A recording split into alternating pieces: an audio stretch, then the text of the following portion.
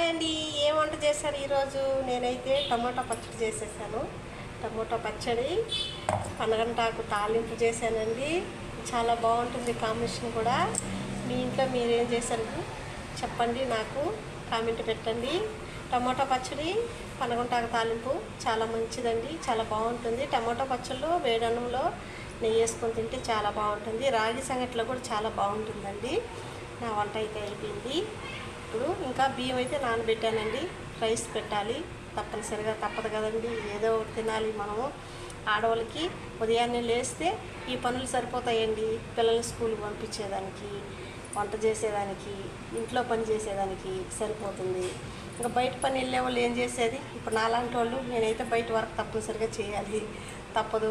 ఇంకా ఉదయాన్నే 5 గంటలకు లేచి ఇంట్లో పనులు అక్కడ చేసుకొని మళ్ళీ 7 గంటలకంతా ఇక్కడికి వచ్చి మళ్ళీ ఇక్కడ పనులన్నీ చేస్తానండి. తప్పదు కదండి, మనం చేసుకుని